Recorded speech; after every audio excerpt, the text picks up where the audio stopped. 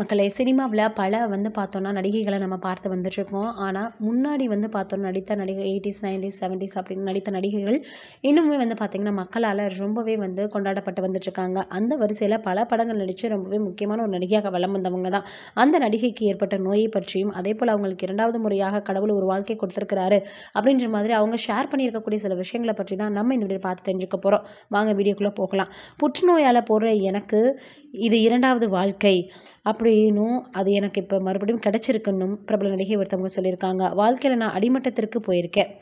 தவறான முடிவுகளையும் எடுத்திருக்கிறேன். வாழ்க்கை ஏற்றத்தாழ்வுகளை கொண்ட நல்ல ஆசிரியராக இருக்குது அப்படின்னு மனிஷா கொய்ராலா சொல்லியிருக்கிறாங்க.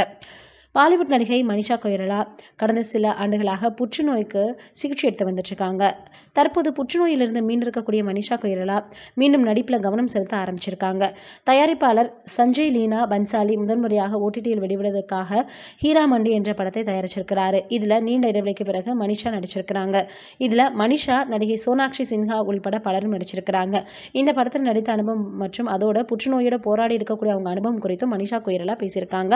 அதை தன்னுடைய சமூக வலைதளத்தில் பதிவிட்டிருக்காங்க. அதில் அவங்க என்ன சொல்லியிருக்காங்கன்னா, இந்த வாழ்க்கை எனக்கு சிறப்பாக இருக்குது. எந்த பட வாய்ப்புகளையும் தேடி போகிறது கிடையாது. எனக்கு மதிப்பு கொடுப்பவர்களுடன் இணைந்து மட்டுமே நான் பணியாற்றேன். நான் வாழ்க்கையில் அதிக நன்றியுள்ளவர்களாக இருக்க நிறைய விஷயங்களை நடந்துட்டுருக்கு. நான் அதை நினைவு கூர்ந்துட்டுருக்கேன்னு சொல்கிறாங்க. என்னுடைய சினிமா வாழ்க்கையில் சிறந்த தருணங்கள், கதாபாத்திரங்கள், சிறந்த இயக்குனர்கள் மற்றும் சோதனையான காலகட்டத்தில் எனக்கு துணையாக நின்ற நண்பர்களை நான் பார்த்துருக்கிறேன். நேபாளத்தில் என் பெற்றோருடன் வாழ்ந்த தருணம் எனக்கு ரொம்பவே மகிழ்ச்சியானது. புற்றுநோயால் போராடிய எனக்கு கடவுள் அருளால் 2வது வாழ்க்கை கிடைச்சிருக்கு. வாழ்க்கையில் நான் அடிமட்டத்திற்கு போயிருக்கேன். அதோடு தவறான முடிவுகளை எடுத்திருக்கிறேன். வாழ்க்கை ஏற்ற தாழ்வுகளை கொண்ட நல்ல ஆசிரியராக இருக்குது. நேரத்தின் மதிப்பை இப்போது நான் புரிஞ்சுக்கிட்டேன். சஞ்சய் லீலா பன்சாலுடன் இணைந்து நான் பணியாற்றிருக்கிறது ரொம்பவே மகிழ்ச்சியாக இருக்குது. பன்சாலி தயாரிப்பாளராக வளர்ச்சியடைந்திருப்பது மகிழ்ச்சி அளிக்குது.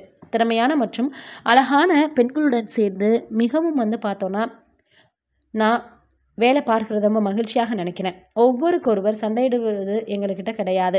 ஒருவர் பின்னுக்கு இழுக்க நாங்கள் முயற்சி பண்ணதே கிடையாது.